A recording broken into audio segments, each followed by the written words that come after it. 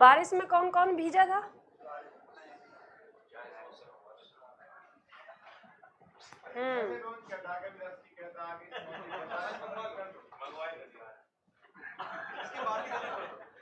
हाँ बिल्कुल मंगवाते हैं।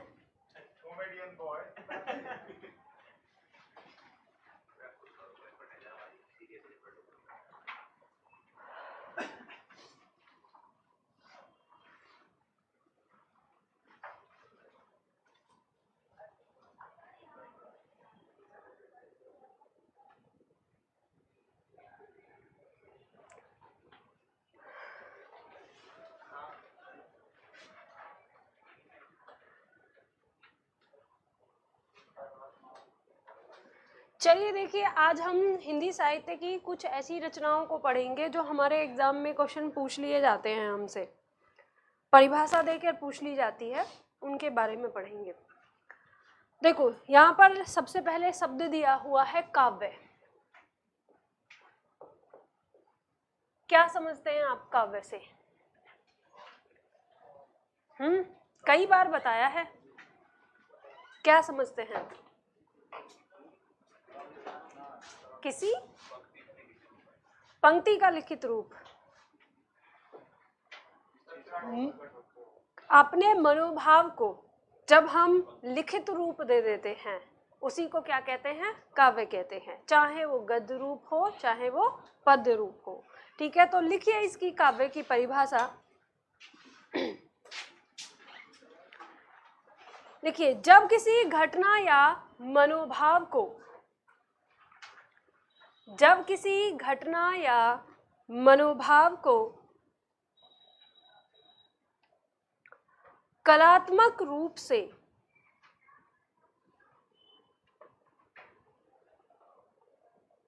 जब किसी घटना या मनोभाव को कलात्मक रूप से किसी भाषा के द्वारा, किसी भाषा के द्वारा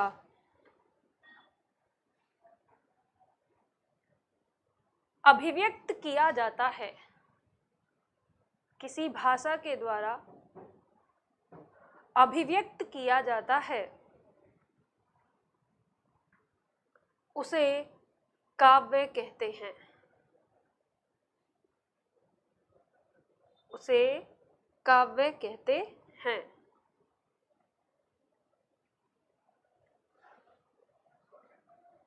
पूर्ण विराम लगाइए। काव्य के संग्रह को, काव्य के संग्रह को साहित्य कहते हैं।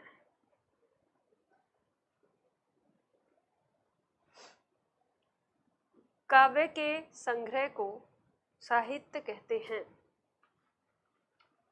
आप चाहो डायरेक्ट लिख सकते हो, इसमें पीछे जहां पे छंद खत्म हुआ था उसके बाद ही दिया हुआ है, जरूरी नहीं रफ पे लिखना। ये सिंपल है, ये समझ में आएगा। छंद के लिए मना किया था बस मैंने, यहाँ लिख सकते हो।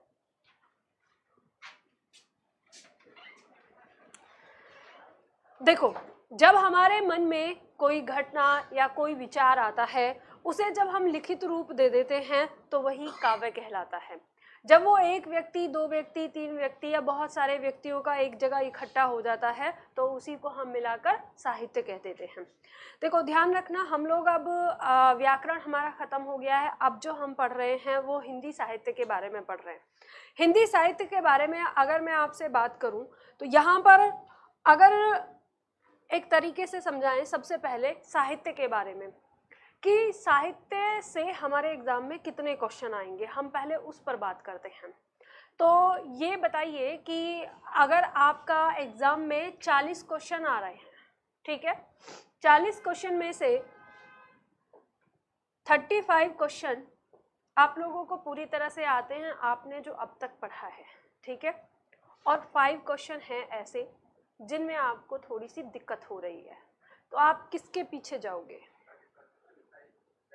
क्योंकि अगर 40 में से अगर आपको 35 भी मिल गए तो बहुत अच्छा स्कोर है, ठीक है। अब मैंने ऐसा क्यों कहा है कि 35 में से 5 को अलग क्यों किया है? तो देखो, जो आपके एग्जाम में एक टॉपिक दिया हुआ, सिलेबस जब दिया जाता है उसमें लिखा रहता है रचना एवं रचनाकार। तो रचना एवं रचनाकार का मतलब ही है हिंदी साहित्य, और हिंदी साहित्य अगर हम बात करें तो बहुत बड़ा है। अगर हम उसको इस गोले से मापें तो ये है एक हिंदी साहित्य। और हम जो यहाँ पर पढ़ने वाले हैं, मैं जो आप लोगों को यहाँ पढ़ाने वाली हूँ, वो हिस्सा है इतना। अब आप ये समझ लीजिए कि यहाँ पर आपका हिंदी साहित्य कितना विशाल है। अब अगर आप इस हिंदी साहित्य में जाएंगे इस 5 नंबर को लेने के लिए, तो खोने का डर रहेगा और हाथ से ये 35 निकलने का भी डर रहेगा, ठीक है। तो यहाँ मैं जो आप लोगों को तरीका बता रही हूँ वो स्मार्ट तरीका बता रही हूँ कि ये जो मैं आपको दूंगी इसमें से ही आपको 5 क्वेश्चन मिलने की पूरी संभावना है। अगर पूरे के पूरे 5 नहीं मिलते तो 3 तो आपको 100% मिलेंगे। तो अब आप कहाँ जाना चाहेंगे, हिंदी साहित्य के पूरे उसमें या उतने हिस्से में? तो ध्यान रखना यही छोटा हिस्सा ही ठीक है ना। इसमें से 3 और इसके अंदर मिल गए तो कितने हो जाएंगे? 38। और 38 अगर आपने मुझे 40 में से ला के दे दिया तो फिर आपके लिए सरप्राइज इनाम। बस इतना छोटा सा, ये तो मैं ऐसे भी खिला देती हूँ। बात ये करते हो मतलब समोसे और इन सारी चीज की, चलो आप लोगों को समोसे खिला ही देती हूँ। हाँ चलो मंगा लो। अरे प्रतीक, समोसे मंगा देना इन लोगों के लिए। चलो तो आप समोसे खा के फिर प्रॉमिस करोगे कि लेके आओगे 40 में से 40? तो बाहर काउंट कर लो ना, प्रेजेंट तो लगाई होगी। आज जिन्होंने ना लगाई हो तो नंबर बोल बोल के दे देना, जो रह जाएगा उसे छोड़ देना।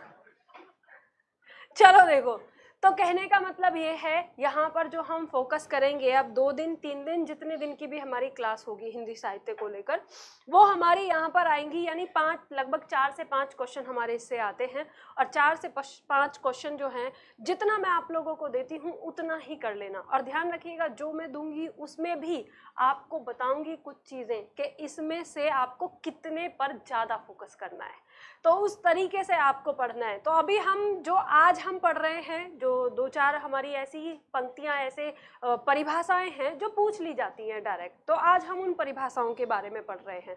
तो हम बात कर रहे थे हिंदी साहित्य की, तो हमारा हिंदी साहित्य क्या है? तो देखो, ये जो हिंदी साहित्य, या हम सिर्फ साहित्य की बात करें, हिंदी का तो मतलब ये हो गया कि ये इस भाषा का है। तो ये साहित्य क्या है और हमें ये क्यों पढ़ना चाहिए, आखिर हमें ये इतना छोटा सा करके क्यों दिया है? तो जो एग्जामिनर है उसका मकसद सीधा सीधा सा ये है कि आप ये भाग दौड़ भरी जिंदगी में थोड़ा सा जीवन भी जीना सीख लें। हिंदी साहित्य या कोई भी साहित्य हमें जीवन जीने का एहसास कराता है। जैसे हम बात करते हैं, अगर हम अपने शुरुआती स्टेज को लेकर चलें तो आपने देखा होगा कि 2 ही मीडियम होते हैं स्टूडेंट के पास, एक विज्ञान और एक कला, जिसे हम कला कहते हैं। कला के अंदर साहित्य आता है, जिसे हम साइंस और आर्ट के नाम से जानते हैं। आपने देखा होगा जो साइंस से लोग पढ़ते हैं आगे, उनकी विचारधारा, उनकी शैली, उनका जीने का ढंग बिल्कुल अलग हो जाता है, और जो कला से आर्ट के होते हैं उनकी शैली, उनके जीने का ढंग बिल्कुल अलग हो जाता है। क्यों होता है? क्योंकि हमें जो साइंस है वो यथार्थ बताती है, सच्चाई सिखाती है, जीवन का कड़वा सच सिखाती है। और जब जीवन का कड़वा सच हमें पता चलता है ना, उसका एहसास होता है, तो हमारी विचारधारा ना निराशावादी हो जाती है। हम किसी चीज़ में ज़्यादा आशा भी नहीं रखते और हमें ये तो होना ही होना है अंततः ये, और हम मुंह लटका के जीवन को जी रहे होते हैं। लेकिन जो आर्ट वाले लोग हैं उनके अंदर रहता है, अरे यार मरना तो है ही, लेकिन फिर उससे पहले थोड़ा सा इंजॉय कर लें, थोड़ा सा एक आध पैग इधर उधर लगा के अपने ज़िंदगी बना लें, है ना। तो ये अब देखो, ऐसे मत सोचा करो कि ये पैग वाली बात है। ये नहीं कि मैडम ऐसे कहती है इससे ज़िंदगी विंदगी नहीं बढ़ती, पता चले कहीं ये कहें कि मैडम तो ऐसी बातें सिखाती है। मैं सिर्फ आपको हंसी दिलाने के लिए वो बात बोलती हूँ, क्योंकि वो आपकी ज़िंदगी का हिस्सा है, सिर्फ पैग से नहीं होता। हाँ, नशा जरूरी है जीवन में, लेकिन वो बोतल का नहीं, जुनून होना चाहिए, है ना। तो ये मत सोचा करो कि हाँ अरे मैडम तो फ्री बोल देती है तो करके देखते हैं, ऐसा मत करना। जो चीज़ गलत है, जो गलत है तो वो गलत है, बस आपको थोड़ा सा हंसाने के लिए मैं ऐसे बोल देती हूँ। तो देखो, जो आर्ट है वो जीवन जीने की शैली सिखाता है। कैसे? उसके पास ऐसी क्या चीज़ है? तो उसके पास ये चीज़ है कि जैसे सपोज करो एक कवि है या एक लेखक है, उसने अपने जीवन में अपने आसपास कोई कहानी देखी और उस कहानी का उसने सार लिखा और उसके में जो घटना घटी, घटना के बाद जो उसका रिजल्ट आया वो उस कहानी में रख दिया। आपने वो कहानी पढ़ी, जब आप वो कहानी पढ़ रहे थे तो आपको ऐसा लगा कि ये तो मेरे ही जीवन में घट रहा है। अब आप दो राहें पर खड़े थे, एक रास्ता आपको उस कहानी में मिल गया कि ये नायक या नायिका इस रास्ते पे गया तो इसका ये रिजल्ट हुआ। तो हो सकता है कि आप ये सोचें कि अगर मैं इस रास्ते पर जाता हूँ तो मेरे साथ भी ऐसा हो सकता है, तो आप दूसरा रास्ता अपना लें। या ऐसा हो सकता है कि आप जिस रास्ते पर जाने से डर रहे थे और वहाँ पे परिणाम अच्छा निकला, तो आप अपने आप को स्ट्रॉन्ग बना लें कि अगर मैं भी ऐसे ही करूँ तो ये हो जाएगा। या कई बार ऐसा होता है कि कहानी में जैसे हम जब जी रहे होते हैं तो हमारे जीवन में एक बात रहती है। अगर मैं आप लोगों से एक सवाल पूछूं, आप बताना, आपके जीवन में दो लोग हैं बहुत ही जो आपके नज़दीक हैं, एक है आपकी माँ और एक है आपके पिता। आपको सबसे ज़्यादा प्यार कौन करता है? झूठ। आपको सबसे ज़्यादा आपके पिता करते हैं। लेकिन मैडम कभी बोलते तो नहीं है, मैं पास होता हूँ, इतने अच्छे नंबर लेके आता हूँ, 95 भी ले आऊँ, हाँ ये कोई नंबर है? 100 आते तो जब भी है, होता है ना ऐसा? कुछ भी अच्छा करते हैं, ये कोई अच्छा है, ये होता तो ये होता। उसके लड़के को देखो वो इतना बड़ा है, कभी खुश नहीं होते। और माँ के लिए अगर मैं फेल भी हो जाऊं तो भी पुचकारती है, कोई बात नहीं बेटा अगली साल हो जाएगा। होता है ना? आप आप हमेशा इस तरह से अपने जीवन को देखते हैं कि माँ हमेशा आपको दुलार करती है, प्यार करती है, लेकिन पिता हमेशा डांटते रहते हैं। और कभी कभी ऐसा होता है कि हमारे दिल पर कोई बात ऐसी लग जाती है और हमको लगता है कि पिता तो मेरे को प्यार करते ही नहीं है और माँ प्यार करती है, और हमारे मन में विचारधारा ऐसी बन जाती है कि पिता तो मेरा बुरा ही चाहते हैं, मुझे कभी प्रोत्साहित नहीं कर सकते, ये नहीं कर सकते, नेगेटिविटी हमारे मन में आ जाती है। लेकिन आपने एक कहानी पढ़ी, एक कहानी आई, आप ऐसे ही उठा के साहित्य पढ़ रहे थे, तो कहानी में ऐसा था कि एक लड़का अपने पिता से बहुत नाराज है और उसने 12th पास कर ली है, ग्रेजुएशन में चला गया है, और उसने अपने पिता को कहा कि मुझे बाइक चाहिए, और पिता ने कहा कि बकवास मत कर, पढ़ाई पे ध्यान दे। तो और सीधा सीधा तुझे तेरे नए नए रोज डिमांड होती रहती हैं, और पिता ने ऐसे कह के उनको डांट दिया। उसे बहुत बुरा लगा, और इतना बुरा लगा क्योंकि उसने बाइक की डिमांड इसलिए करी थी, उसकी जो महिला मित्र थी उसने कहा था कि अगर तुम्हारे पास बाइक होगी तो मैं तुम्हारे साथ रोज आया जाया करूंगी, इस वजह से दबाव डाला था। लेकिन पिता ने ऐसी बात कह दी, अब जिंदगी बर्बाद होने जा रही है, तो गुस्सा आ गया, और गुस्सा आने पे कहा कि मेरी तो परवाह है नहीं पिता को, और गुस्से में वो लड़का घर से निकल जाता है कि मैं घर छोड़ दूंगा और मैं इस घर से निकल जाता हूँ। जल्दबाजी में, वो गुस्से में, क्योंकि पिता ने बहुत बुरी तरह से डांटा है, तो जाते जाते जल्दबाजी में वो घर से जूते पहनता है और निकल जाता है। जाते जाते सोचता है कि आज तक तो इन्होंने कुछ किया नहीं मेरे लिए, चलो इनका पर्स लेके चलता हूँ थोड़ा बहुत, और पिता का पर्स लेके चले गए। रास्ते में आ रहे, मन में इतने विचार, जब से देखो बचपन से ये सारी चीज़ें होती रही है, माँ मुझे सपोर्ट करती है, कभी नहीं करते, हमेशा डांटा, मन में बहुत गुस्सा था। पैदल चलते जा रहे थे, रास्ते में एक पानी आया, और पानी से जैसे गुजरे तो एहसास हुआ कि जूता गीला हो गया है पैर नीचे से। तो नीचे जब पैरों की तरफ ध्यान गया तो देखा कि अरे गुस्से में पिता के जूते पहन आया हूँ। अब जूते को देखा तो जूते में होल था। फिर याद आया कि सुबह ही माँ ने कहा था कि बेटे के जूते फट गए हैं, तो पिता ने कहा था कि जाके ले आना। माँ ने कहा था कि आप भी अपने जूते ले लेना, तो पिता ने कहा नहीं मेरे अभी और 6 महीने चल जाएंगे। और तब उसे ये एहसास होता है कि पिता के जूते में तो होल है, और फिर भी वो उनके 6 महीने चलाने की बात कर रहे हैं, और मेरा जूता तो बिल्कुल सही है, बस मैंने स्कूल से कॉलेज चेंज किया है इसलिए मुझे नया चाहिए, और वो उन्होंने मुझे लाने के लिए ऑर्डर दे दिया है। फिर वो देखता है कि उसे यही सोचकर बड़ा उसका गुस्सा शांत हो जाता है। उसे दिमाग में तुरंत आता है कि चलो अब थोड़ी देर बाद में देखता हूँ, भूख सी लगती है, इधर उधर नज़र घुमाता है तो उसे ठेला दिखता है मूंगफली का, वो वहाँ जाता है, कहता है चलो पिता का पर्स देखता हूँ। पर्स खोल के देखता है, उसमें कोई रुपया नहीं होता, हाँ उसमें 4-5 कागज़ जरूर होते हैं। वो खोल के देखता है उन कागज़ को, एक कागज़ में लिखा होता है कि स्कूटी की कीमत 12,000 और बाइक की कीमत 20,000। तो वो और उसमें हिसाब लगा होता है इतना पैसा इतने महीने में बाद इतना इतना सेव करने के बाद बाइक आ जाएगी, और वो उसमें देखता है कि पेपर में उस कागज़ में उन्होंने लिखा हुआ है कि वो स्कूटी को बेचकर बाइक लेने वाले हैं अगले 2-3 महीने के बाद। ये देखकर उसकी आंखें छलक आती हैं और वो कहता है कि मैं खामखा अपने पिता को ऐसा गलत समझ रहा था, लेकिन मेरे पिता तो मुझसे पहले ही मेरे बारे में कितनी चीज़ें सीखते हैं। अब आप ये कहानी पढ़ रहे थे, कहानी पढ़ते पढ़ते आपने भी अपने जीवन को पलट के देखा, अरे हाँ यार, मेरे पिता की भी बनियान में होल हो रखा है और मैं कितने नखरे दिखाता रहता हूँ। ये सारी चीज़ आपने भी अपने जीवन को पलटना शुरू किया, और वो जो आपको कहानी में दिख रहा था वो भी आपको अपने जीवन में दिखाई दिया। आपको क्या एहसास होता है कि नहीं, माँ अपने प्यार का प्रदर्शन कर देती है लेकिन पिता अपने प्यार का प्रदर्शन नहीं करता। तो इस तरह से इस साहित्य ने हमें क्या दिया, उसी दिन से आपके व्यवहार में परिवर्तन आ गया। अरे मैंने अपने पिता की तरफ कभी देखा ही नहीं। फिर आपको याद आया कि मैं माँ से हमेशा शिकायत करता हूँ कि जब मैं दिल्ली जाता हूँ आप तो रोने लगती हैं, मुझे गले लगाती हैं, और पिताजी तो मेरे को गले लगाते ही नहीं हैं और घर से और निकल जाते हैं। तब माँ ने कभी आपको बताया, अरे तुझे पता नहीं है, वो तेरे को जाते हुए देख नहीं सकते, उनकी आंखों में आंसू आ जाते हैं, वो निकल जाते हैं। तो पिता क्या है, पिता पीछे जाके, घर के पीछे जाके अपनी आंखों से आंसू पूछ लेता है, वो कभी आपको नहीं दिखाता। क्यों नहीं दिखाता? क्योंकि हर एक बच्चे के लिए उसका पिता उसकी लाइफ का सबसे बड़ा हीरो होता है, और कोई भी अपने हीरो को कमज़ोर नहीं देख सकता। अगर आपका हीरो कमज़ोर दिखा तो आपका मन टूट जाता है। इसलिए जो हमारे पिता होते हैं वो कभी अपनी कमज़ोरी को हमें नहीं दिखाते। कभी शांत मन से अपने पिता के अंदर जाने की कोशिश करो, उनके अंतर मन को देखने की कोशिश करो। उन्हें भी दर्द होता है, उन्हें भी एहसास होता है, बाकी सारी चीज़ों की तरह जैसे हमारी माँ को होता है। बस माँ और पिता में अंतर बिल्कुल उल्टे हैं। माँ ऊपर से दिखती कोमल है लेकिन अंदर से स्ट्रोंग है। जब मुखर्जी नगर भेजने का फैसला किया था, पिता ये कह रहे थे पता नहीं बाहर जाके खाएगा पिएगा परेशान हो जाएगा। माँ ने कहा नहीं, मेरे बेटे को आगे बड़ा होना है, बढ़ना है, ये जाएगा। उस समय माँ ही थी जो स्ट्रॉन्ग बन के खड़ी हुई थी। पिता बहुत कोमल होते हैं। जब कहते हैं बेटी की विदाई होती है ना तो पिता इधर उधर चले जाते हैं।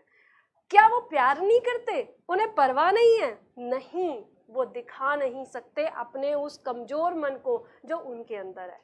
ये ऐसा क्यों है? ये हमारे समाज की परवरिश है और कुछ नहीं है।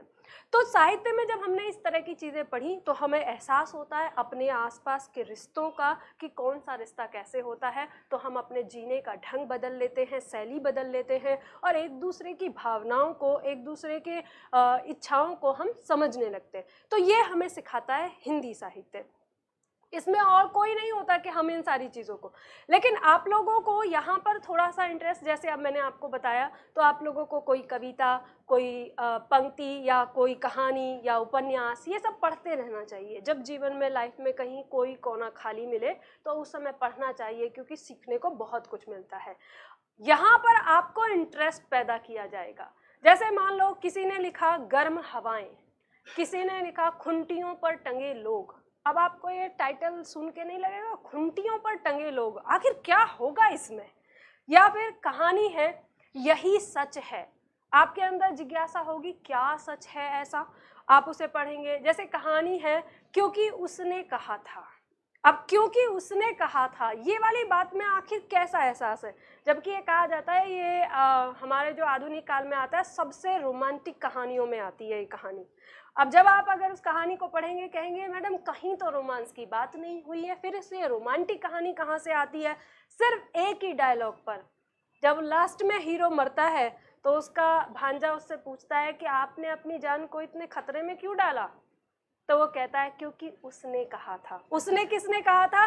25 साल पहले किसी को देखकर हीरो के मन में प्यार उत्पन्न हुआ था, उससे प्यार का इजहार भी नहीं किया था। वो 25 साल पहले तक का प्यार उसके दिल में है, और वही प्यार आगे दिखाया उसमें कहानी में कि उस प्यार के चलते वो अपनी जान कुर्बान कर देता है। जबकि वो भी शादी, उसकी भी शादी हो चुकी है, लड़की की भी शादी हो चुकी है, कुछ नहीं है अलग से, ऐसा कुछ नहीं बचा, लेकिन जीवन में ऐसी चीज़ आती है। तो ये साहित्य है जो आपको एक अलग शैली देता है। तो चलिए यहाँ पर हम उसके बस फैक्ट देखते हैं, कौन कौन से हमारे लेखक हैं, कौन कौन से कवि हैं, उन्होंने क्या क्या लिखा है, हम इन्हें पढ़ते हैं ये, और यहाँ पर हम कुछ परिभाषाएं देखते हैं। जैसे देखो, अब मैंने आपको बताया साहित्य, इस साहित्य के अंदर हम इस साहित्य के ना भेद करते हैं। अब साहित्य से भी और नीचे आ जाते हैं, हम काव्य की बात करते हैं। तो हम काव्य के भेद, यानी काव्य को हम कितने प्रकार से पढ़ते हैं। जब हम पढ़ते हैं तो इनके अंदर सारी चीजें जान लेते हैं इनकी, कि हमारा कौन कौन सा क्या क्या होता है। तो देखो, काव्य को हम कितने प्रकार से पढ़ते हैं। काव्य के हम दो प्रकार से भेद करते हैं, एक स्वरूप के आधार पर, स्वरूप मतलब उसकी आकृति प्रकृति कैसी है, रचना किस रूप में हुई है, और एक शैली के आधार पर, शैली मतलब उसके कहने का ढंग क्या है, उस आधार पर। तो देखो, ये जो हमारा स्वरूप है, इसके आधार पर जो हमारा काव्य है वो दो प्रकार का है, श्रव्य काव्य और दृश्य काव्य। श्रव्य काव्य का मतलब होता है ऐसा काव्य जो पढ़ा जाता हो, सुना जाता हो, ठीक है, एक पढ़ रहा है दूसरा सुन रहा है, वही हमारा श्रव्य काव्य कहलाता है। और दृश्य काव्य वो होता है जो कोई अभिनय कर रहा है, नाटक कर रहा है और हम उसे देख रहे हैं। जैसे हमारे नाटक होते हैं, थिएटर में जो नाटक होते हैं, या फिर हमारी फिल्म जो होती है वो। इसके बाद श्रव्य काव्य दो प्रकार का होता है, प्रबंध काव्य और मुक्तक काव्य। प्रबंध काव्य होता है जब किसी पात्र के जीवन की किसी एक घटना या उसके पूरे जीवन की कहानी को क्रमबद्ध रूप से बताया जाता है, एक तरफ से उसको बताया जाता है, वो हमारा प्रबंध काव्य कहलाता है। और जो मुक्तक काव्य है, इसमें दो पंक्तियों में, तीन पंक्तियों में या चार पंक्तियों में एक किसी घटना का वर्णन किया जाता है, वो घटना खत्म, अगली पंक्ति में फिर किसी दूसरी घटना का वर्णन किया जाता है, तो वो मुक्तक काव्य होता है। जैसे हम उदाहरण पर समझ सकते हैं, जैसे कबीर के दोहे, दो पंक्तियों में उन्होंने अपनी बात खत्म कर दी, या मीराबाई के दोहे, दो पंक्तियों में अपनी बात खत्म करी, फिर कोई दूसरी नई बात कह दी, तो वो हमारे मुक्तक काव्य में आते हैं। प्रबंध काव्य फिर दो प्रकार का होता है, महाकाव्य और खंड काव्य।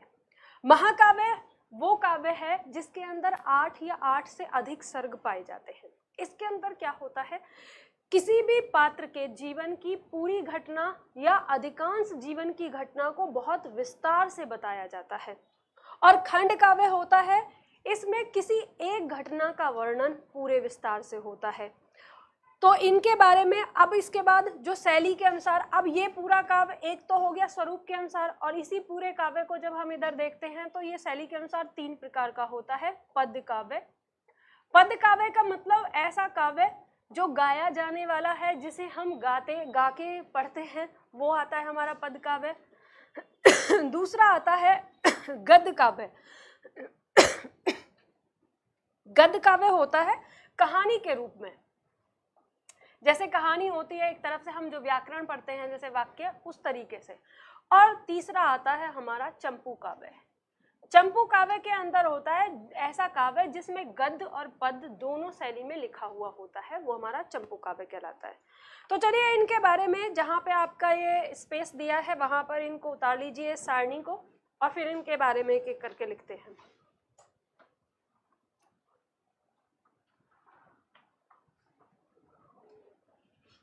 जहाँ आपका काव्य का भेद लिखा हुआ है ना, उसके नीचे ही बनाना है इसको।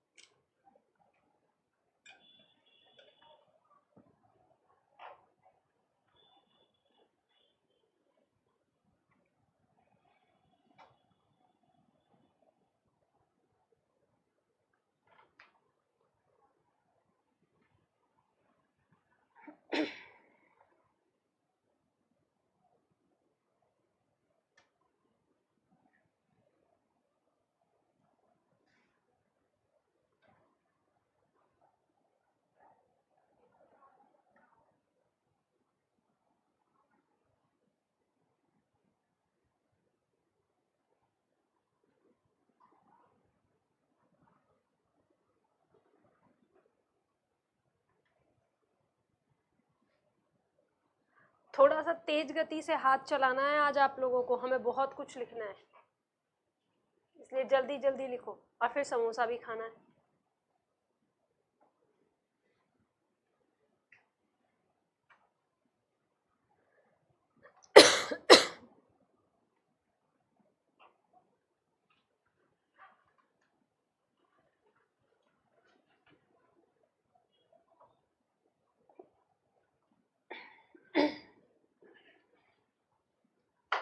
हो गया?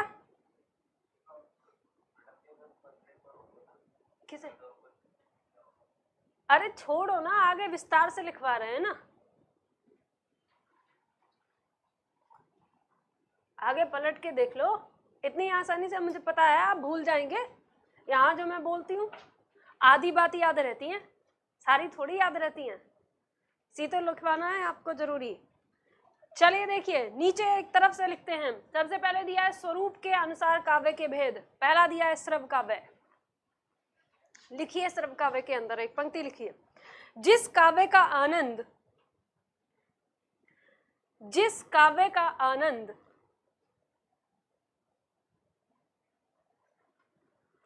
किसी दूसरे से सुनकर या पढ़कर,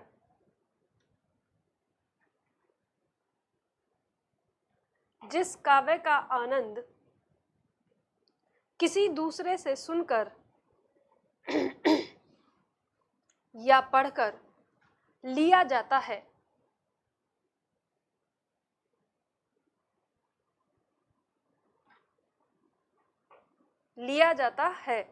उसे श्रव्य काव्य कहते हैं। उसे श्रव्य काव्य कहते हैं।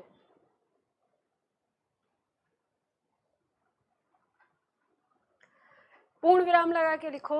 यह दो प्रकार का होता है।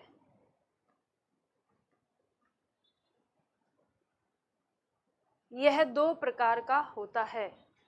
होता है के बाद निर्देशक चिन्ह लगा दीजिएगा। निर्देशक चिन्ह मतलब डैश जो लगाते हो, ठीक है। यह दो प्रकार का होता है, श्रव्य काव्य और दृश्य काव्य। श्रव्य काव्य और दृश्य काव्य।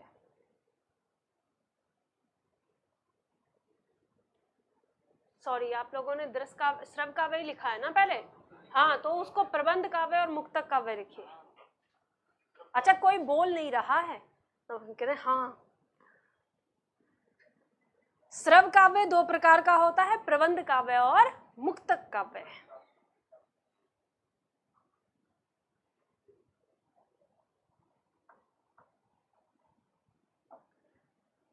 सबसे पहले प्रबंध काव्य में लिखिए। जिस काव्य में कोई कथा, जिस काव्य में कोई कथा एक व्यवस्थित ढंग से, जिस काव्य में कोई कथा एक व्यवस्थित ढंग से कही जाती है, एक व्यवस्थित ढंग से कही जाती है, उसे प्रबंध काव्य कहते हैं। उसे प्रबंध काव्य कहते हैं। पूर्ण विराम लगा के आगे लिखो। प्रबंध काव्य दो प्रकार का होता है।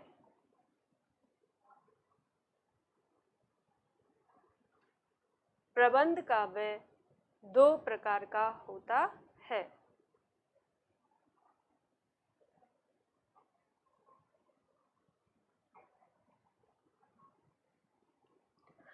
निर्देशक चिन्ह लगा के महाकाव्य और खंड काव्य।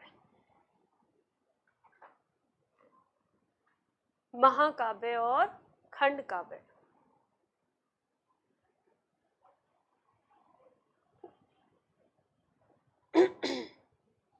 सबसे पहले महाकाव्य में लिखो। महाकाव्य में किसी ऐतिहासिक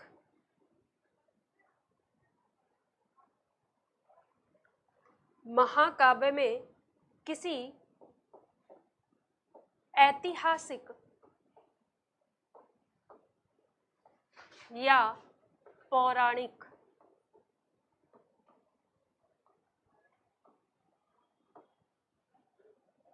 किसी ऐतिहासिक या पौराणिक महापुरुष के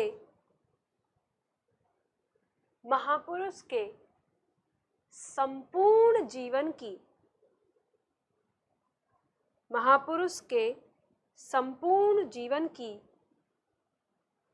कथा का वर्णन होता है।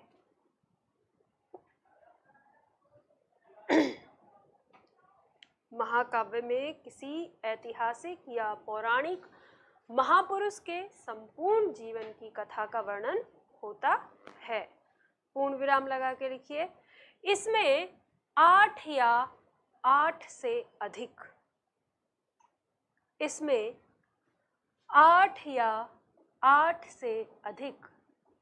सर्ग, ब्रैकेट में लिखो भाग, 8 या 8 से अधिक सर्ग होते हैं। एग्जाम में सीधा क्वेश्चन पूछ लिया जाता है कि निम्न में से वह कौन सा काव्य है जिसमें 8 या 8 से अधिक सर्ग होते हैं, तो महाकाव्य है। ठीक है, पूर्ण विराम लगा के लिखो। इसमें लघु कथाएं पाई जाती हैं। इसमें लघु कथाएं पाई जाती हैं।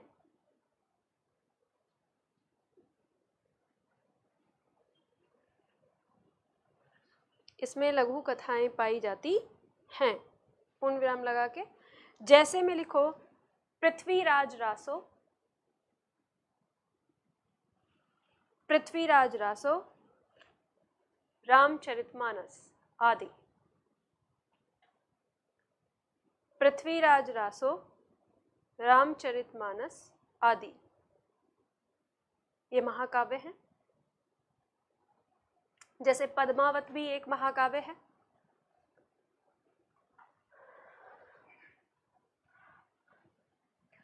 देखो लघु कथा का मतलब क्या होता है, ये सबसे पहले सर्ग को समझ लो।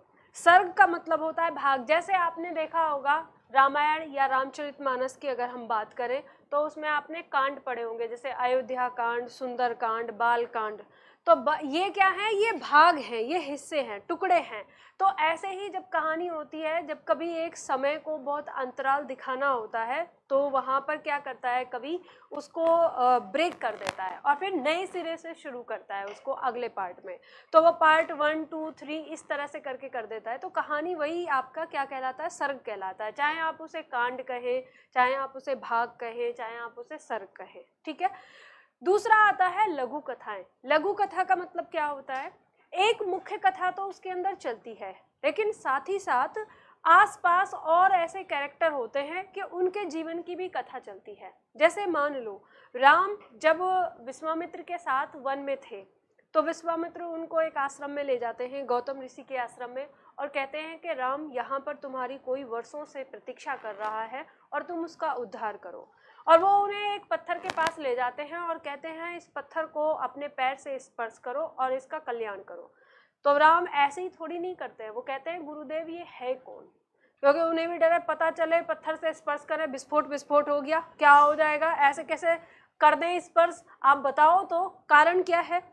तो जब वो कारण बताते हैं तो विश्वामित्र उनको कहानी सुनाते हैं। तो अहिल्या की यानी गौतम ऋषि की जो कहानी है, अब वहाँ जो कहानी सुनाई है, फिर वो कहानी सुनने के बाद फिर उसके बाद राम उसे पैर लगाते हैं और वो पत्थर स्त्री बन के उड़ जाता है। अच्छा, कितने लोगों को पता है वो कहानी? किसी को नहीं पता? रामायण नहीं सुनी आप लोगों ने? नहीं बताती, लंबा टाइम खींचेगा, कहानियां सुनने लगेंगे। आपको अहिल्या और गौतम ऋषि की कहानी नहीं पता?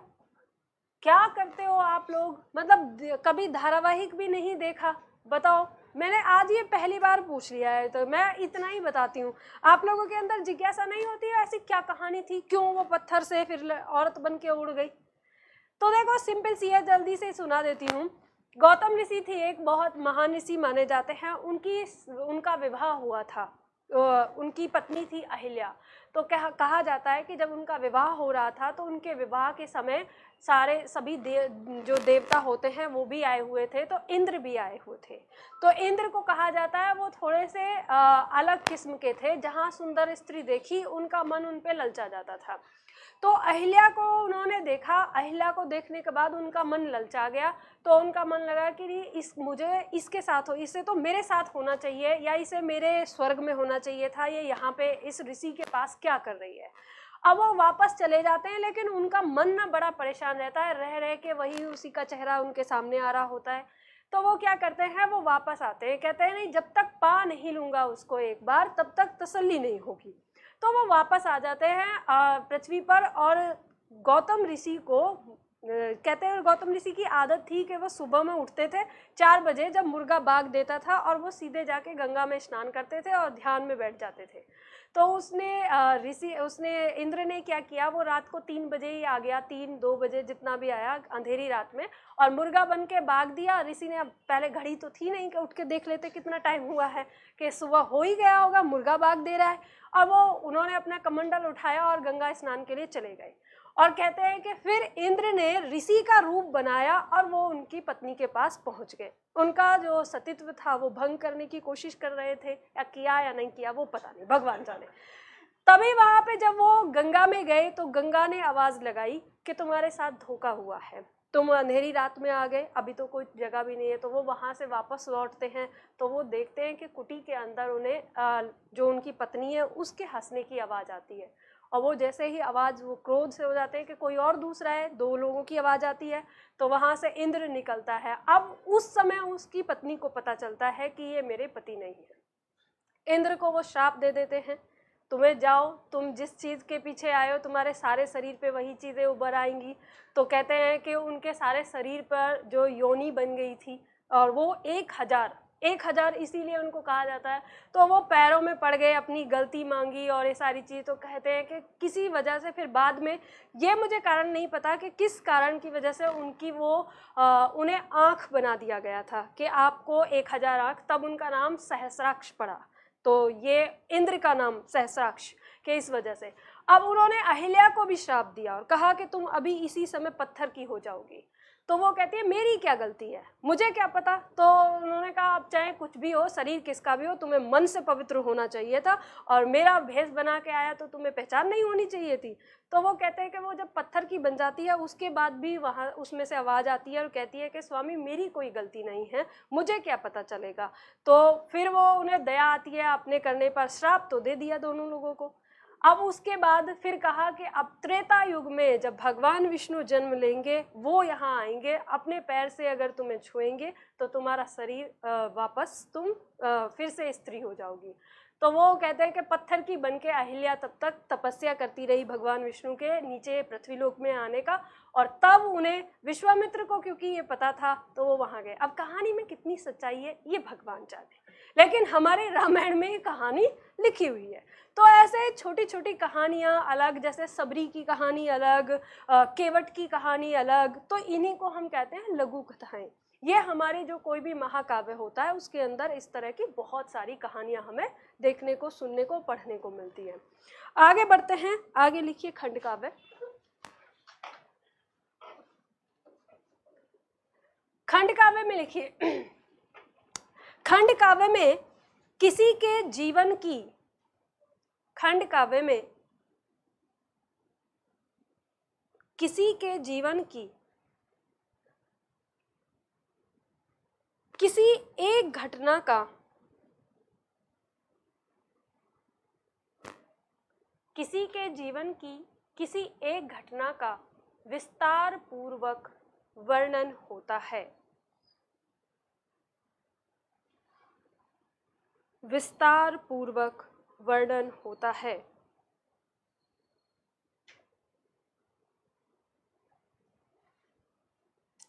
पूर्ण विराम लगा के।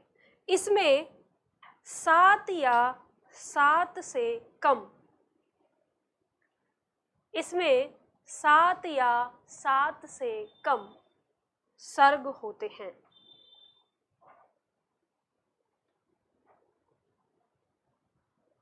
7 या 7 से कम सर्ग होते हैं। पूर्ण विराम लगा के लिखना है। खंड काव्य में केवल मुख्य कथा होती है। खंड काव्य में केवल मुख्य कथा होती है, मतलब खंड काव्य में लघु कथाओं के लिए कोई स्थान नहीं होता है। ठीक है, उदाहरण में लिख लीजिए, जैसे सुदामा चरित, जैसे सुदामा चरित, जानकी मंगल आदि। जैसे जानकी मंगल में सीता के स्वयंवर की कहानी है। अब सीता के स्वयंवर को ही विस्तार करके लिखा गया है। सुदामा चरित में जैसे जब कृष्ण से सुदामा जी मिलने आए थे उस समय का वर्णन किया गया है। चलिए नेक्स्ट, मुक्तक काव्य। मुक्तक काव्य में लिखिए, इस काव्य में कवि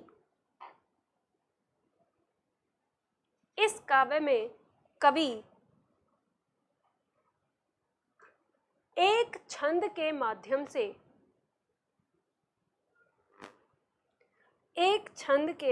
से पूरी घटना का वर्णन करता है। इस काव्य में कवि एक छंद के माध्यम से पूरी घटना का वर्णन करता है।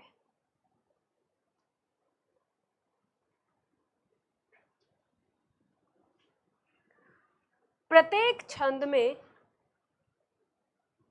अलग अलग घटना होती है। आ गया? रुक जाओ, भी मैं बताती हूँ। प्रत्येक छंद में अलग अलग घटना होती है।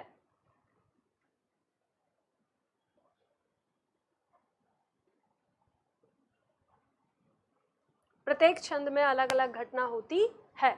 पूर्ण विराम लगा के जैसे लिख लीजिए, मीराबाई के दोहे, कबीर के दोहे, मीराबाई के दोहे, कबीर के दोहे, बिहारी के दोहे आदि। जैसे आपने कबीरदास जी का देखा होगा, उन्होंने पंक्ति कही कि बकरी खाती पात है ताकि काड़ी खाल, जो नर बकरी खात है ताको कौन हवाल। समझ गए इसका मतलब? इसका मतलब यह है कि बकरी खाती पात है, मतलब जो बकरी है वो सिर्फ पत्ते खाती है, तो उसके साथ क्या होता है, जब वो मर जाती है तो उसकी खाल उतार ली जाती है, बल्कि मार नहीं जाती, उसको काट के हलाल करके उसकी खाल उतार ली जाती है। अब सोचो, जो नर बकरी खात है, जो बकरी को खाते हैं, उनके साथ क्या होने वाला है वो अपना अंदाजा लगा ले। फिर तो सीधे सिंपल बेचारे हरी सब्जी खाने से, पत्ते खाने से ही उसके साथ ऐसा होता है, तो जो मांस खा रहा है उसके साथ क्या होगा। दूसरा, जैसे अब इतनी घटना उन्होंने समझाई, जो वो नॉनवेज नहीं पसंद करते होंगे तो उन्होंने नॉनवेज के खिलाफ ये वाली बात बोली। अब जैसे उन्होंने मंदिर के लिए कहा, हिंदुओं के लिए उन्होंने कहा कि पाहन पूजे हर मिले तो मैं पूजूं पहाड़, याते तो चाखी बली पीस खाए संसार। यानी अगर पत्थर पूजने से भगवान मिल जाए तो मैं पहाड़ पूजूंगा, मुझे बड़े वाले भगवान मिलेंगे, छोटे से क्या फायदा है। तो वो कहते हैं अरे उससे कहीं ज़्यादा अच्छा है कि पत्थर ही पूजना है तो चाखी को पूज लो, जिससे पीसकर संसार खा लेता है। अब ये उन्होंने इस बात पर अपनी बात कही तो एक दोहा बनाया। अब जैसे उन्होंने हिंदुओं के साथ उन्होंने छोड़ा, मुसलमानों को भी नहीं। अब उन्होंने कहा काकर पाथर जोड़ के मस्जिद लई बनाए, ताचड़ मुल्ला बाग दे क्या बहरा हुआ खुदाए। तो उन्होंने कहा आप मस्जिद बना ली, मस्जिद बना के अब उस पर चढ़ के बाग दे रहे अल्लाह अल्लाह। अब ऐसे अल्लाह क्या बहरा हो गया है, आप इतना तेज चिल्ला रहे। तो उन्होंने छोड़ा किसी को नहीं, जहाँ जैसे उनको मौका लगा, जिसको जैसे चाहा तब उसको कटाक्ष कर दिया। अब जैसे उन्होंने कहा कि माला फेरत जुग भया फिरा न मन का फेर, कर का मन का डाल दे, मन का फेर। अब किसी को माला फेरते हुए देख लिया होगा, तब बोल दिया अरे क्या मुंह में राम बगल में छुरी वाला काम करते हो, यहाँ माला राम राम कर रहे हो, हाँ अरे उससे देखो पैसा आया कि नहीं आया, लगाओ उस पर डबल ब्याज। मुनीम से बोलते रहते हैं, फिर राम राम राम राम करते रहते। अरे कुछ दया धर्म कर लो, वही हो जाएगा कि हाथ की माला फेंको, मन का स्वभाव बदलो। तो वो अपनी बात कहने से कहीं नहीं चूकते हैं। तो इस तरह से छोटी छोटी जो घटनाएं हैं, छोटी छोटी घटनाओं को एक छंद के अंदर जहाँ रख दिया गया है, वो हमारा मुक्तक काव्य कहलाता है। फिर आगे बढ़ते हैं, इसमें दृश्य काव्य लिखिए, इसमें जल्दी से पंक्ति। जिस काव्य का आनंद पात्रों के अभिनय को देखकर, जिस काव्य का आनंद पात्रों के अभिनय को देखकर लिया जाता है,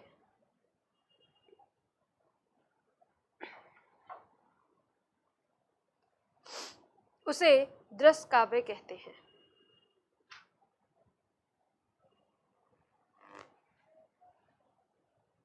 जैसे नाटक,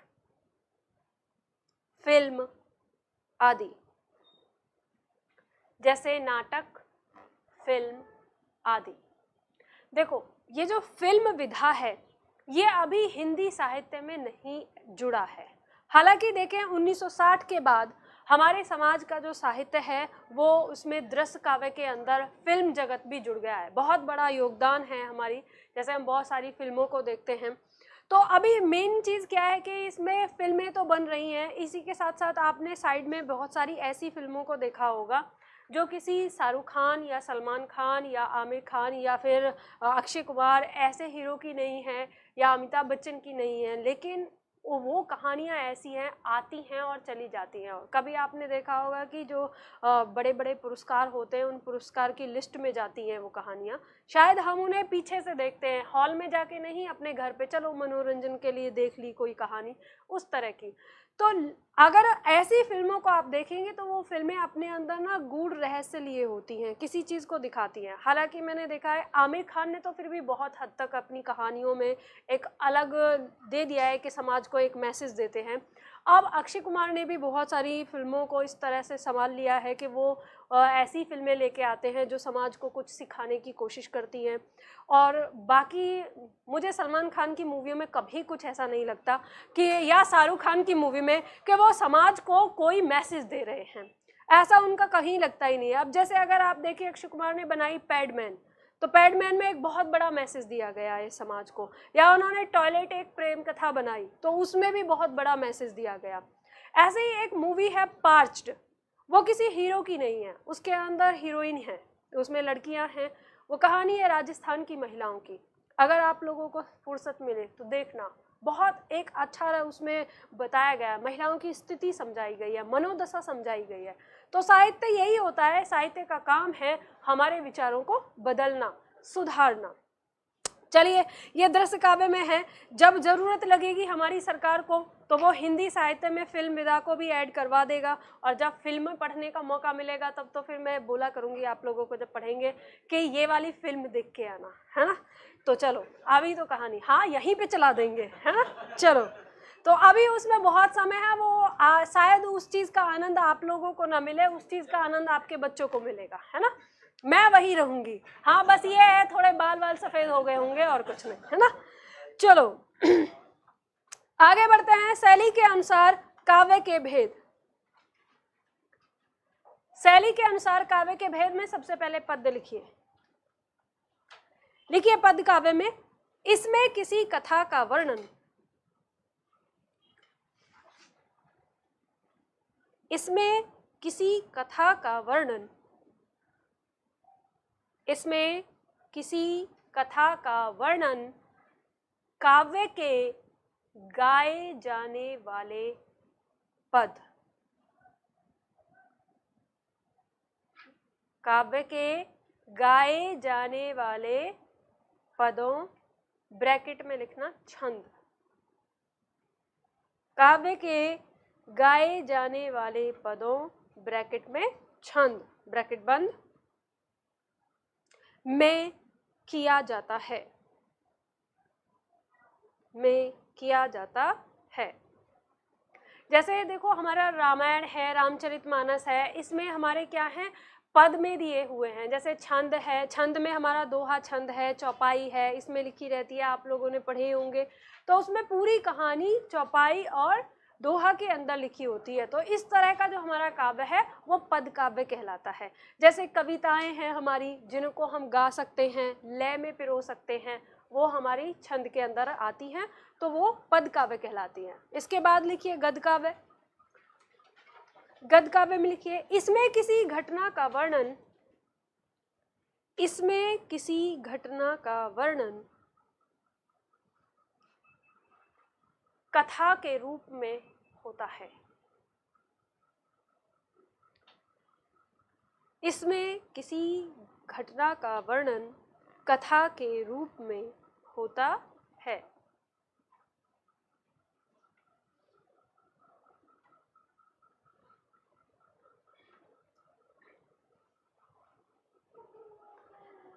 जैसे कहानी, नाटक, एकांकी आदि।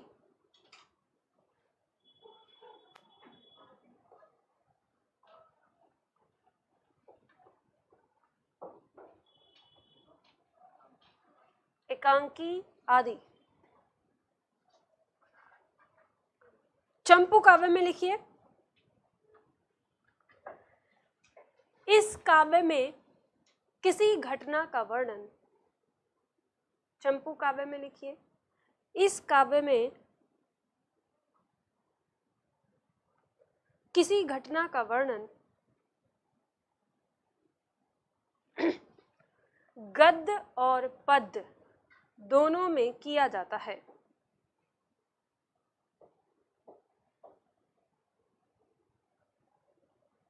गद्य और पद्य दोनों में किया जाता है।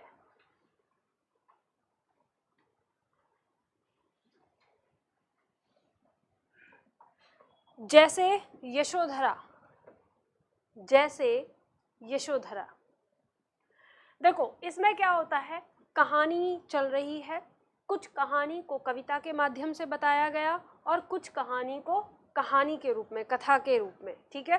तो वो हमारा इसमें गद्य और पद्य दोनों आ जाते हैं, तो वो चंपू काव्य कहलाता है। जैसे यशोधरा हमारा एक काव्य है, ये चंपू काव्य है। इसमें कहानी गीत के रूप में भी चलती है और गद्य के रूप में भी। इसके बाद हेडिंग बनाओ यहाँ पर,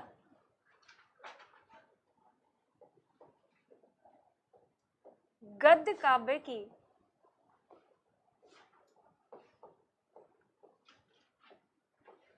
कुछ विधाएं। चंपू में नहीं लिखना, आगे हेडिंग बनानी है। हाँ जी, जहां से खाली पेज है ना आपका,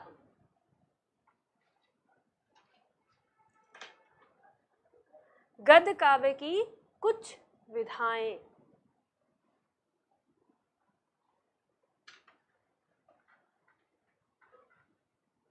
देखो ये विधा शब्द क्या है, सबसे पहले तो आपको इसे समझना होगा।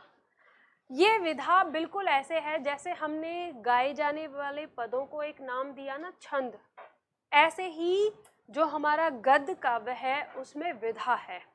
जैसे हमने कहा दोहा छंद, तो दोहा अपने आप में क्या है, एक प्रकार का छंद है। चौपाई छंद, तो चौपाई क्या है, छंद का प्रकार है इस तरह से। तो ऐसे ही जो ये विधा होती हैं, ये गद्य काव्य का एक तरीका होता है, शैली होती है। इसके अंदर ना डिफरेंट तरह की विधाएं होती हैं। वो डिफरेंट क्या, जैसे हो गया नाटक हो गया, जैसे कहानी हो गया, उपन्यास हो गया, एकांकी हो गई, निबंध हो गया, आलोचना हो गई, यात्रा वृत्तांत हो गया। तो ये सब क्या कहलाती हैं, विधाएं कहलाती हैं। जैसे हम कहेंगे नाटक विधा, कहानी विधा। तो आप विधा को, विधा की अगर परिभाषा हम देखें तो इसकी परिभाषा थोड़ी टफ हो जाती है, समझ में नहीं आता कि उसको बनाएं कैसे, समझाएं कैसे। तो आप ऐसे समझो कि जैसे हमने नाटक लिखा, तो कोई एक नाटक बनाया तो हम उसको कहेंगे कि ये नाटक विधा है, फिर हमने कहानी लिखी तो हम कहेंगे ये कहानी विधा है। तो अब आप उस विधा को कैसे समझेंगे कि जो हमारा गद्य काव्य है उस गद्य काव्य को अगर हम अलग अलग डिफरेंट तरीके से लिखते हैं तो उनको अगर हम एक कॉमन नाम दें तो हम उनको क्या कॉमन नाम देंगे? विधा। जैसे हमने दोहा, चौपाई, सोरठा और इन सबको एक कॉमन नाम दिया छंद। ठीक है, तो इस तरह से ये हमारी होती है। अब हम इन विधाओं को देखेंगे। जैसे मान लो हमने एक शब्द लिखा था एकांकी, आपके दिमाग में तुरंत आया होगा एकांकी क्या होती है, आया होगा जिन लोगों ने अगर नहीं देखी है, नहीं पढ़ी है तो वही चीज़ हम यहाँ पर समझेंगे कि ऐसी हमारी कुछ पॉइंट हैं, कुछ चीज़ें हमारी जो हमें इन्हें यहाँ पर समझनी है। तो सबसे पहले आप यहाँ पर हेडिंग बनाइए अब इसके नीचे उपन्यास।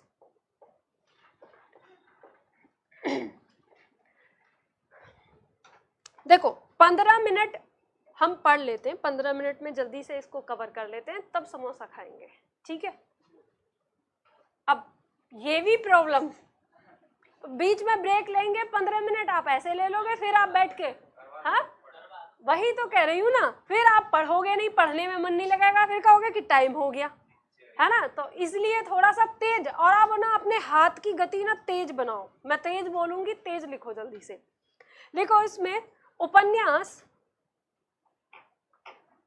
उपन्यास में किसी पात्र के, उपन्यास में किसी पात्र के संपूर्ण जीवन की, संपूर्ण जीवन की अथवा अधिकांश जीवन की, अथवा अधिकांश जीवन की कथा का वर्णन होता है, अधिकांश जीवन की कथा का वर्णन होता है।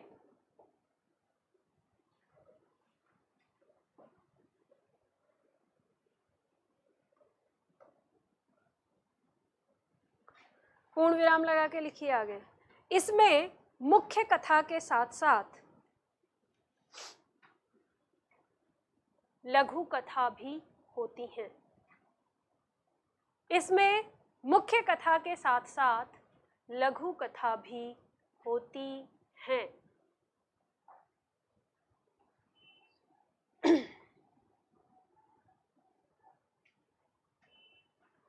पूर्ण विराम लगा के एक लाइन लिखो। इसे कहानी की बड़ी इकाई कहते हैं। इसे कहानी की बड़ी इकाई कहते हैं। नोबल जानते हो? जो नोबल होता है कि नोबल है अंग्रेजी में, उसी को उपन्यास कहते हैं हिंदी में। ठीक है, नोबल पुरस्कार की बात नहीं कर रहे, नोबल, ठीक है, तो उसे उपन्यास कहते हैं। आप लोग पढ़ते हो या नहीं पढ़ते हो पता नहीं, आपने पढ़ा है नहीं। जैसे में लिख लो गोदान, पढ़ना जीवन में, आज पढ़ोगे तो कहोगे कि ये तो 1920 के आसपास, 1930 के आसपास का लिखा हुआ है, उस दशक का। वहाँ की घटना, वहाँ की बातें आज भी सत्य हैं। 100 साल का अंतर आ गया है लेकिन फिर भी आज भी प्रासंगिक है वो। ठीक है, अगली हेडिंग बनाइए कहानी। अब देखो, जो लोग यूपीएससी की तैयारी करने वाले हैं आगे, जो लोग हिंदी साहित्य पढ़ने वाले हैं, उनके लिए ये पढ़ना पड़ेगा। जैसे दिव्या है, मैला आंचल है, गोदान है, महाभोज है, ये उपन्यास पढ़ने पड़ेंगे क्योंकि हिंदी साहित्य में पूछे जाते हैं यूपीएससी के अंदर, पीसीएस के अंदर। कहानी में लिखिए, हिंदी साहित्य में, सॉरी इसमें लिखो कहानी में, कहानी में किसी चरित्र के, कहानी में किसी चरित्र के जीवन की, कहानी में किसी चरित्र के जीवन की किसी एक घटना का, किसी एक घटना का वर्णन किया जाता है।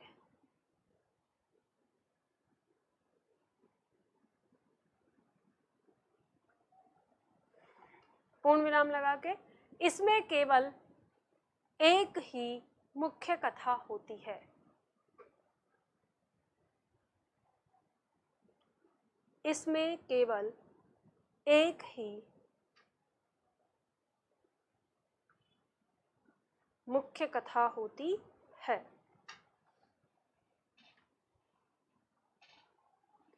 पूर्ण विराम लगा के लिखो, इसे उपन्यास की छोटी इकाई कह सकते हैं। इसे उपन्यास की छोटी इकाई कह सकते हैं।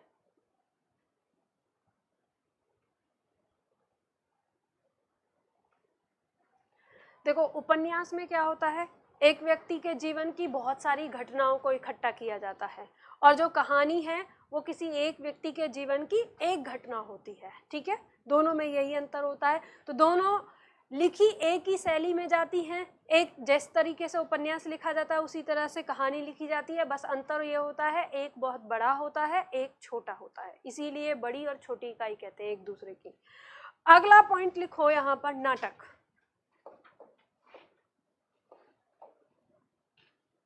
नाटक लिखो, इसमें नाटक में किसी चरित्र की, नाटक में किसी चरित्र की पूरी कहानी का वर्णन, किसी चरित्र की पूरी कहानी का वर्णन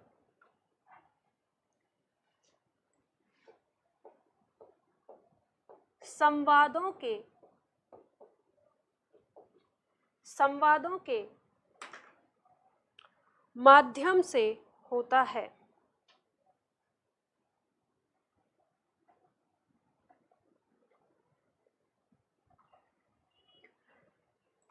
नाटक में किसी चरित्र की कहानी का वर्णन संवादों के माध्यम से होता है। पूर्ण विराम लगा के लिखो, यह कई अंकों में बटा होता है। अंकों के आगे ब्रैकेट में भाग लिखना। यह कई अंकों में बटा होता है।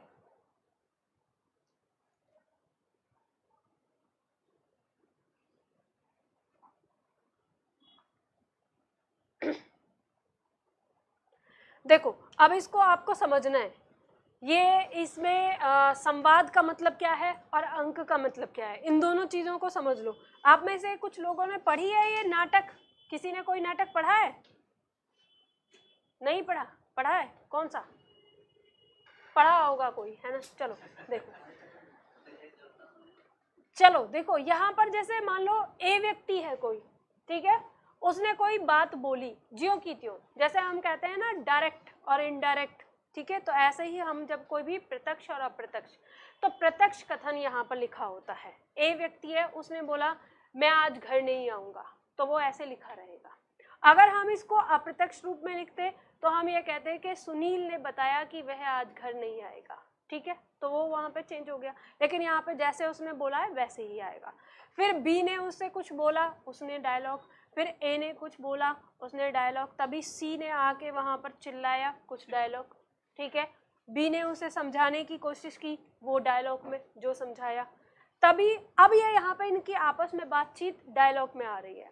लेकिन तभी होते घटना होती है कि बी नाराज होकर वहां से चला जाता है, और जब वो उठ रहा है तो वो कुर्सी को उठा के फेंक देता है जोर से। तो अब ये वाली बात यहाँ पे पैराग्राफ में लिखी होती है। गुस्से में सी ने कुर्सी को उठाया और पटका, और वो वहां से फेंक कर निकल गया। थोड़ी सी देर सन्नाटा रहता है, और फिर ए बी को बोलता है या समझाते हुए कहता है। आगे आ गया, ये आपको लिखा हुआ है पैराग्राफ में, इसको चाहे तो वो ब्रैकेट में भी बंद कर देगा। अगर कोई डायलॉग नहीं है, कोई बात नहीं है, तो या ऐसे हो जाए कि ए ने अपना सिर खुजलाते हुए सोचा, तो वो ब्रैकेट में लिख जाएगा, ठीक है। फिर ए ने तब कहा अपना डायलॉग, फिर बी का शुरू हो गया डायलॉग। तो पूरी कहानी इसी रूप में लिखी होती है, तो वो हमारी किसके अंदर आती है? नाटक के अंदर आती है, ठीक है। तो ये तो हो गया संवाद रूप। अब ये संवाद रूप कहलाता है हमारा। वैसे ये बढ़िया है, पेन चेंज नहीं करना पड़ता है ना, अब बच जाता है, नहीं तो सारा अगर डिलीट कर दो पूरा साफ हो जाता है। अब देखो अंक क्या है, अब आपको इसे समझना है। अंक क्या होता है, जैसे मान लो आप लोग इस समय थिएटर में बैठे हो, ठीक है, नाटक देखने के लिए आए हो। अब यहाँ पर पर्दा लगा है, अब ये जो पर्दा लगा हुआ है, इस पर्दा लगा है और इस पर्दे के आगे यहाँ पे सोफा रखा हुआ है, यहाँ एक कुर्सी है, टेबल रखी हुई है, यहाँ पीछे घर के और ये विंडो अंदर जाने का कमरा है, ये ऐसे इस तरह का दृश्य यहाँ बनाया हुआ है। अब यहाँ पर 3-4 लोग आते हैं। अब जो हमने वो संवाद जो बोला वही, यहाँ पर ए बैठा है, यहाँ पर बी बैठा है, सी इधर से आया था, जो बात ठीक है। तो ये इस तरह से इनके बीच में बात हो रही है, तभी यहाँ से सी वापस चला गया, थोड़ी देर में बी उठ के चला गया, थोड़ी देर में ए उठ के चला गया। अब यहाँ पर कोई और आते हैं, मान लो यहाँ पर डी आ गया, फिर वहाँ पर बी आ गया, कुछ आपस में बात होती है। तो जब तक ये दृश्य यानी जब तक बातें, जब तक कहानी इस पर्दे में है, इस एक ही दृश्य पे है, तब तक कहानी यहाँ चल रही है, तो वो क्या कहलाएगा, एक अंक कहलाएगा। अब मान लो ए नाराज होके चला गया, ये सी नाराज होके चला गया, अब ए उसे मनाने जाता है, सी कहाँ है, जंगल में है, तो अब ये पर्दा जो है वो यहाँ से चेंज हो जाएगा। अब क्या होगा, तभी पहले पर्दा गिरेगा, जैसे आप बैठे हुए हैं, कहानी वहाँ पर बंद हो गई, स्टॉप हो गई, पर्दा आगे से गिरेगा, पीछे के जो सीन होते हैं वो चेंज होंगे। अब एक पर्दा आएगा, यहाँ पर पेड़ है, ये पेड़ बना हुआ है, यहाँ पर फसल उग रही है, अब जो ए है वो यहाँ खड़ा हुआ दिखाई देगा, सीन चेंज हो गया पीछे का, अब पर्दा उठेगा, अब यहाँ पर सी और ए का जो आपस में बातचीत है वो आपको दिखाई देगी अभिनय के माध्यम से। तो ये हो गया अब दूसरा अंक, ये कहलाएगा दूसरा अंक, पर्दा चेंज हुआ। तो जिस भी नाटक में जितने पर्दे चेंज होते हैं उसके अंदर उतने अंक होते हैं। तो नाटक जो होता है उसमें कम से कम 2 अंक होते हैं, कम से कम 2 अंक होते हैं, ज़्यादा से ज़्यादा कितने भी अंक हो सकते हैं, तो वो नाटक के अंदर आता है। ठीक है, ये आपने समझ लिया। अब अगली हेडिंग बनाइए एकांकी। लिखिए, इस विधा में भी नाटक की तरह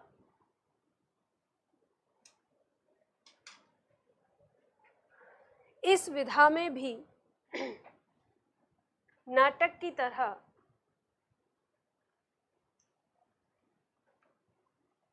इस विधा में भी नाटक की तरह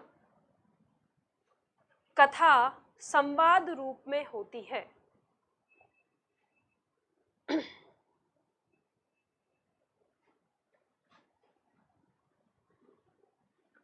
कथा संवाद रूप में होती है।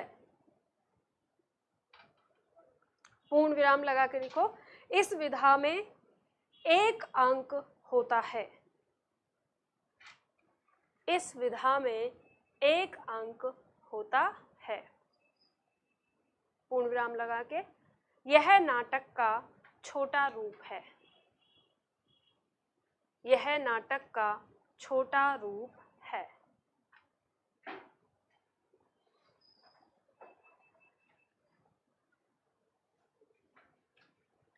देखो, तभी इसको क्या कहा गया है, ये 1 प्लस अंक, 1 प्लस अंक यानी अंकी, इससे बना है, तभी इसका नाम हो जाता है एकांकी। इसके अंदर एक ही पर्दा रहेगा, पूरी कहानी पूरी घटना एक ही पर्दे पर घटित होगी। ठीक है, अगली हेडिंग बनाइए जीवनी। लिखिए, इस विधा में लेखक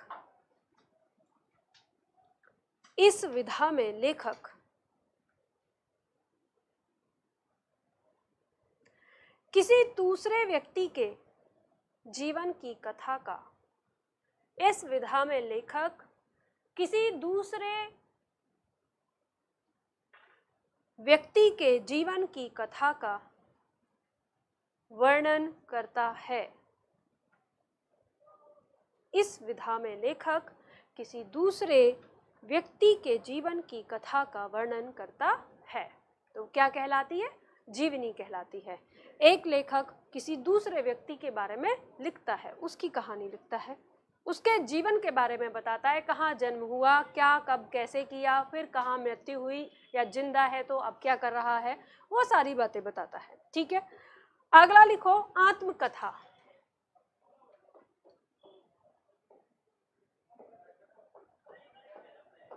आत्मकथा, आत्मकथा का मतलब होता है, लिखिए इसमें, इस विधा में लेखक अपने जीवन की कथा का वर्णन करता है। इस विधा में लेखक अपने जीवन की कथा का वर्णन करता है।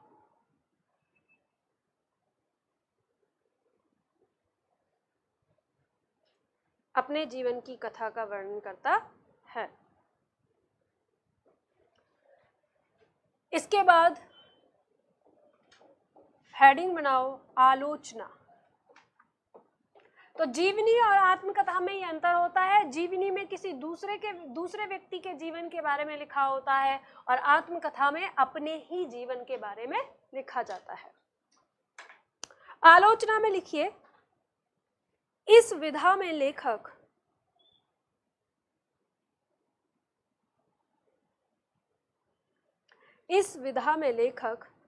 किसी अन्य की कृति के विषय में,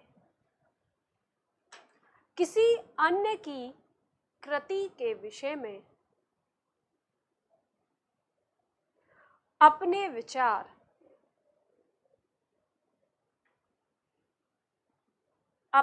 विचार ब्रैकेट में लिखो गुण एवं दोष,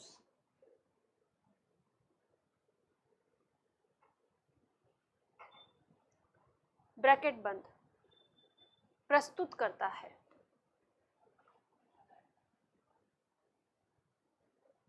गुण एवं दोष ब्रैकेट में बंद कर देना। कहने का मतलब ये है कि जो जैसे मान लो किसी ने कोई रचना लिखी, जैसे सपोज करो रामचरितमानस है, रामचरितमानस को किसी ने पढ़ा तो तुलसीदास जी ने बहुत अच्छे तरीके से वर्णन किया है। उन्होंने वर्णन कहाँ से किया? उन्होंने पहले रामायण पढ़ी, रामायण पढ़ के, रामायण संस्कृत भाषा में थी, उन्होंने रामायण को ही एक नए रूप में अवध भाषा में उन्होंने उसको फिर से लिखा।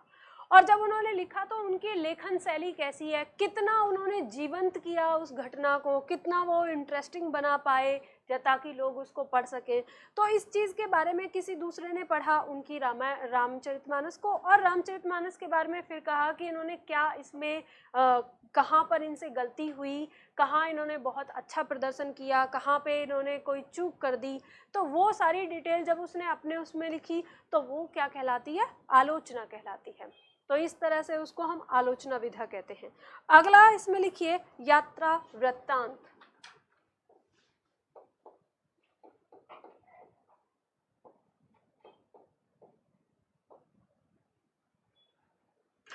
यात्रा वृत्तांत,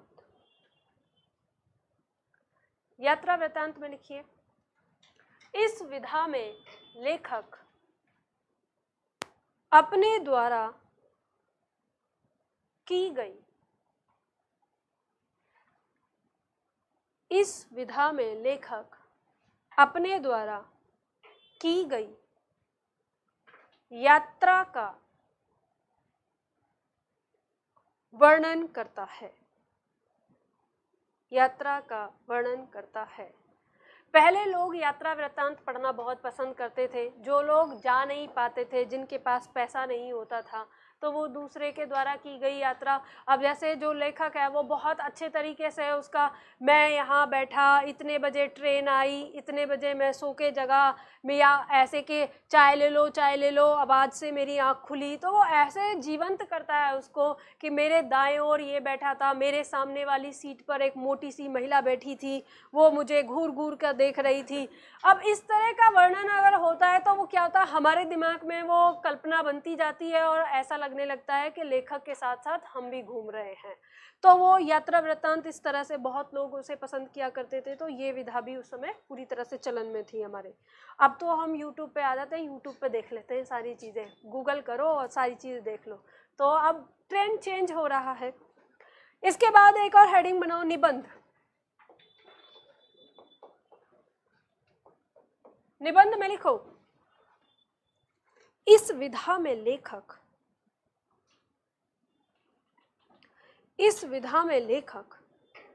किसी विषय पर, इस विधा में लेखक किसी विषय पर